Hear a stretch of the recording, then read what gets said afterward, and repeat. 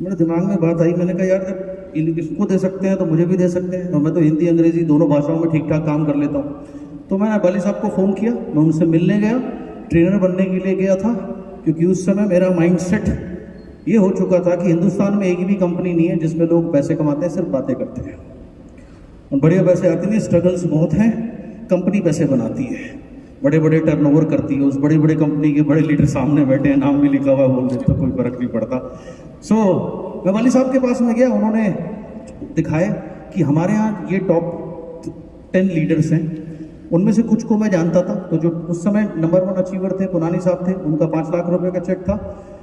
Number 3 achiever Manoj Kumar ji थे, जिनका 3 लाख रुपए का चेक था, जिन्हें मैं बहुत अच्छे से जानता था क्योंकि उन्हें इंडस्ट्री में मैं ही लेकर के आया था, तो उन्हें मैं बहुत क्लोजली जानता था। उनकी मैं डिसरिस्पेक्ट नहीं करूंगा, लेकिन मुझे पता था कि अगर ये इतना कर सकते हैं तो मैं बहुत अच्छा कर सकता हूँ, ये मुझे मालूम था। उसके बाद कुछ और, विजय मिश्रा जी को मैं जानता था, उस समय उनका चेक भी 2.5-3 लाख रुपए का था। तो वहाँ से मैंने डिसाइड किया कि यार चल एक बार सेकेंड इनिंग खेलते हैं, लेट्स डू इट। एंड फरवरी 2008 में मैंने वेस्टीज शुरू किया, राइट। मेरा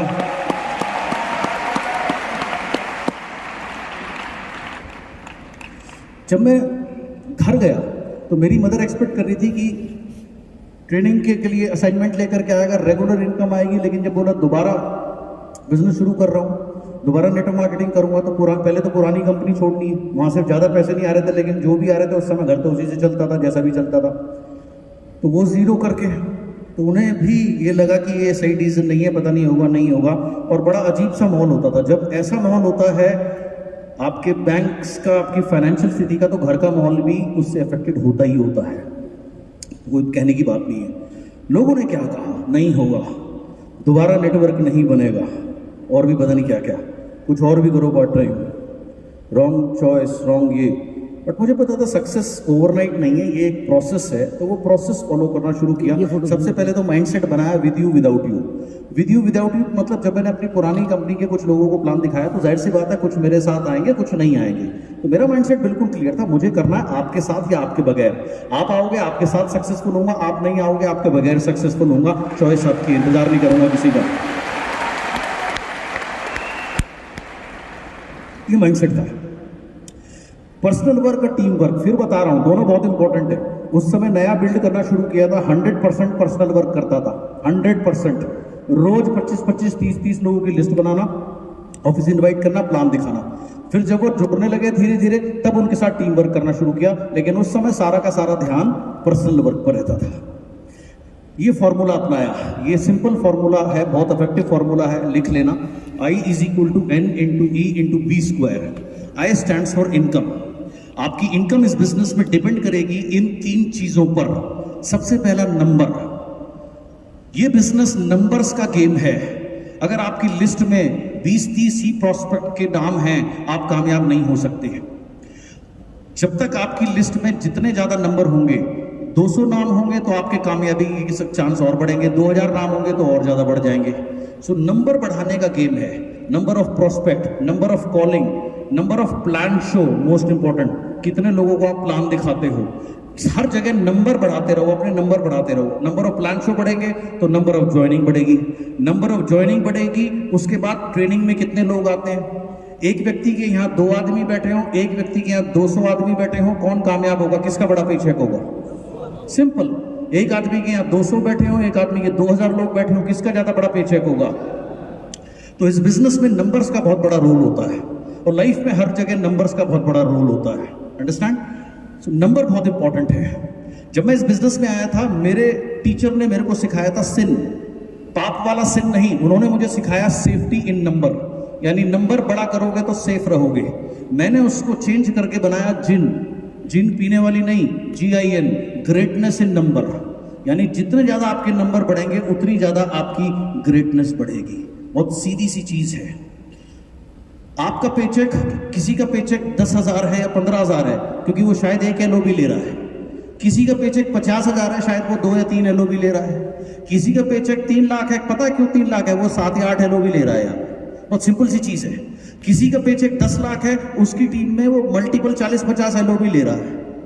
तो जितने नंबर जिसके बढ़ते जाएंगे उतनी ग्रोथ होगी। नंबर बढ़ाने पर हमेशा ध्यान देना।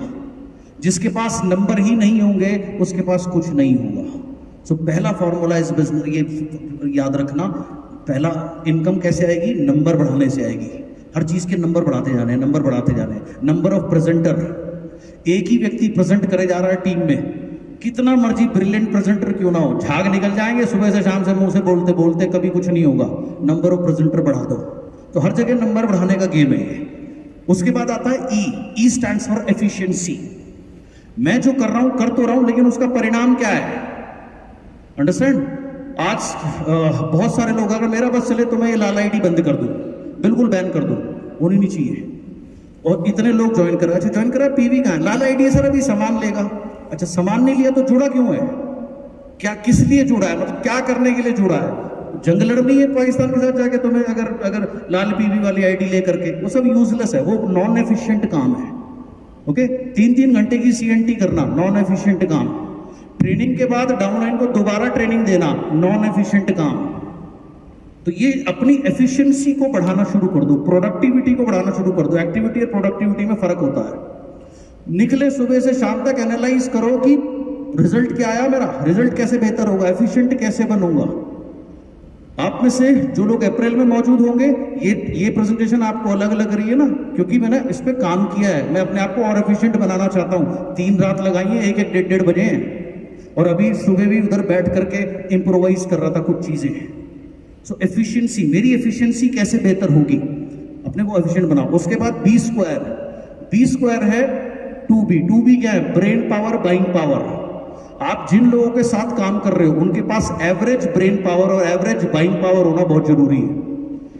अगर आप एक बिल्कुल ही लुल आदमी के साथ काम करो, जिसे बात ही समझ में नहीं आती, उसको क्या समझाओगे, क्या ट्रेनिंग, क्या ड्रीम, कैसे समझाओगे ये चीज? तो कम से कम आदमी बेसिक कॉमन सेंस होनी चाहिए चीजों को समझने की, ग्रहण करने की। सो ये एवरेज ब्रेन पावर, मैं ये नहीं कह रहा आप कॉर्पोरेट के उसे पकड़ करके लेके आओ, लेकिन कम से कम आदमी में एवरेज ब्रेन पावर का होना बहुत जरूरी है। और मोस्ट, उसके बाद एवरेज बाइंग पावर।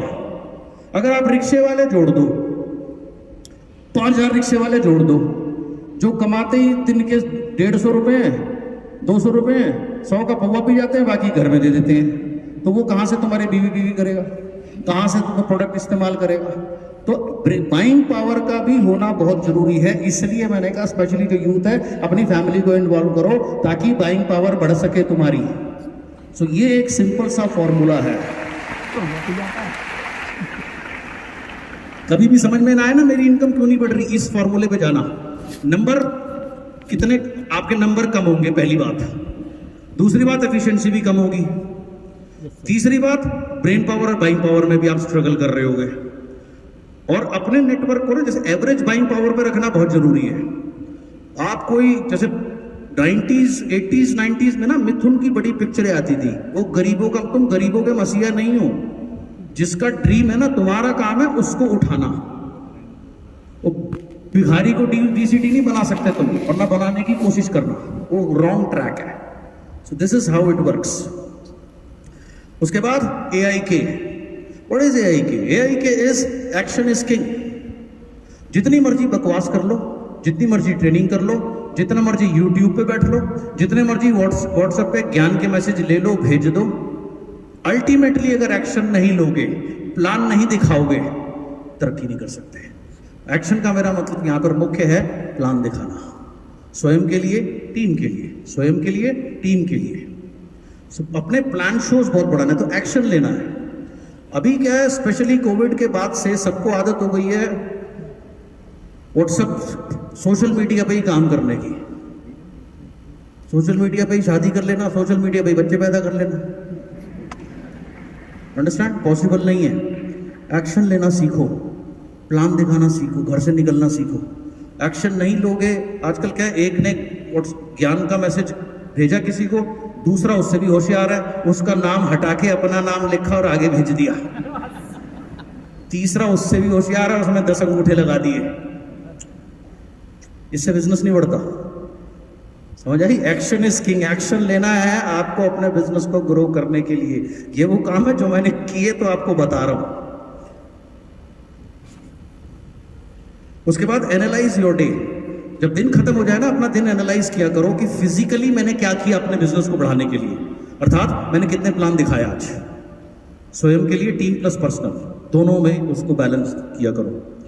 तीसरा, आजकल बहुत से लोग मेरे से पूछते हैं जी मेरी इनकम नहीं बढ़ रही, मैं मीटिंग कर रहा हूँ, पहले से ज़्यादा मेहनत कर रहा हूँ। तो आप देखो, सबसे पहले मैंने क्या लिखा है, सक्सेस ओवरनाइट नहीं है, ये एक प्रोसेस है। तो एक लीडर ने मेरे से सवाल किया कि मेरा चेक अभी आधा हो गया है, काम मैं डबल कर रहा हूँ, मैं क्या करूँ? मैंने कहा तू विराट कोहली को जानता है? बोला जी कोई नहीं, कौन नहीं जानता।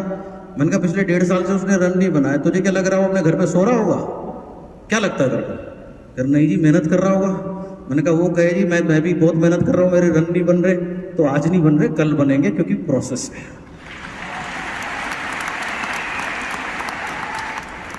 5 से दोबारा स्ट्रगल करना शुरू किया था, 8 पर आ गया था, ये काम करते करते प्रोसेस था। और अगर नहीं हो रहा छोड़ के बैठ जाओगे तो परमानेंट दी एंड हो जाएगा, तुम्हारा चॉइस है। सो एनालाइज करा करो अपना दिन। फिजिकली मैंने क्या किया अपने बिजनेस को बढ़ाने के लिए, कितने लोगों से बात करी, कितने लोगों से प्रोस्पेक्टिंग करी, कितने लोगों को कॉलिंग करी, कितने लोगों को इन्वाइट किया, कितने लोगों को प्लान दिखाया। उसके बाद मेंटल यानी मेरी मानसिक सोच कैसी रही, क्या मैं ज्यादातर समय अपने ड्रीम के बारे में सोच रहा था या नेगेटिव सोच रहा था। सो मेंटली मेरी सिचुएशन क्या थी। Most important, self talk. मेरी सेल्फ टॉक कैसी थी? सेल्फ टॉक क्या होती है? जो हम स्वयं से बात करते हैं। हम सबसे झूठ बोल सकते हैं, हम अपने से कभी झूठ नहीं बोल सकते। हम दूसरे के सामने कितना भी मैं ये हूं मैं वो हूं, लेकिन इंटरनली, और आपकी असलियत पता है क्या? जब आप अकेले होते हो, जो वो आपके विचार है वो आपकी सच्चाई है, दुनिया के सामने सच्चाई दूसरी है। तो आपकी सेल्फ टॉक कितनी पॉजिटिव थी, कितनी इंस्पायरिंग थी? तो अपनी सेल्फ टॉक पे हमेशा काम करना। ग्रेट लोग ग्रेट क्यों हैं? उनकी सेल्फ टॉक ग्रेट होती है। वो अपने से बात करते हैं, अपने को बकअप करते हैं, come on I am the champion. अपने हर शो से पहले, अपनी हर परफॉर्मेंस से पहले अपने को बोलते हैं today will be my best show, today will be my best performance. Average आदमी कैसे कहता है? हो नहीं रहा, मुश्किल है, कैसे होगा? ये उसकी सेल्फ टॉक है। तो सेल्फ टॉक बहुत महत्वपूर्ण होती है। चैलेंज क्या थे जब वेस्टीज में आए थे? बहुत सारे चैलेंज थे, राइट। प्लान शो ज़्यादा बढ़ाना, लिस्ट ज़्यादा बनाना। 30 से 35 प्रोडक्ट उस समय टोटल कंपनी में हुआ करते थे। आज की तरह 350 प्रोडक्ट नहीं थे। कोई कंसिस्टेंसी नहीं होती थी, क्योंकि कंसिस्टेंसी के लिए तो हम आए नहीं थे। और ये 1 करोड़ के क्लब, 2 करोड़ के क्लब, कुछ नहीं होता था। इसलिए हम बड़े सुखी थे। हमें एक ही चीज़ पता थी कि भैया काम करना और बड़े बनना है। अभी आदमी कंसिस्टेंसी में राइस ब्रांड नहीं है, इसमें ऐसा कर दो, इसमें वैसा कर दो। सब नेटवर्क मार्केटिंग कंसल्टेंट है, वर्कर कोई है ही नहीं। सब कंसल्टेंसी सबके पास है, सब ज्ञानी गुणी लोग हो गए हैं। तो ये प्रॉब्लम है। तो उस समय हमारे सामने ये चैलेंज होते थे। प्रोडक्ट इतने लिमिटेड होते थे, कोई ऑफर कुछ नहीं होता था। पता था पैसे कमाना है, प्लान से ही पैसा कमाना है। अभी तो इतने का क्लब ले आओ, उतने का क्लब ले आओ, और डायरेक्टर पे इनकम नहीं आ रही, डायरेक्टर पे ब्रॉन्ज डायरेक्टर सॉरी पे इनकम नहीं आ रही। डायरेक्टर पे इनकम क्या आएगी? 2001 पी वाले को तो इनकम के बारे में सोचना भी नहीं चाहिए, शर्म आनी चाहिए उसे। 60,000 रुपए का बिजनेस कर रहा है, 60,000 रुपए में कौन सा प्लान है जो तुम्हें 20,000 रुपए दे देगा? Working on a wrong track. Perform करोगे तो सब मिलेगा। माइंडसेट ये था। उसके बाद क्लियर माइंडसेट बनाया कि हिंदुस्तान में सबसे बड़ा नेटवर्क बनाऊंगा, और एक जगह नहीं बनाऊंगा, हर जगह बनाऊंगा। क्योंकि मेरे पुराने अनुभव ने मेरे को सिखाया था हर जगह का ना एक टाइम आता है जिसमें थोड़ा सा बिजनेस लो होता है। जैसे आप देखो, हमारे यहाँ दिवाली का जो टाइम होता है, फेस्टिवल का टाइम होता है, धनतेरस से मामला शुरू हो जाता है। उसके बाद में छोटी दिवाली, बड़ी दिवाली, भैया दूज और पता नहीं क्या क्या चलता रहता है। और सबका काम होता है, कॉर्पोरेट लोगों का काम होता है ऑफिसों में जाके गिफ्ट बांटना। बाकी लोगों का काम होता है अपनी अपनी बीवियों को उठा करके उनके घर पहुंचाते रहना। भाई यही काम होता है। सड़कों में जाम लगता है, आधा घंटे का जो टाइम है 4 घंटे लगते हैं। सच्चाई है नहीं है?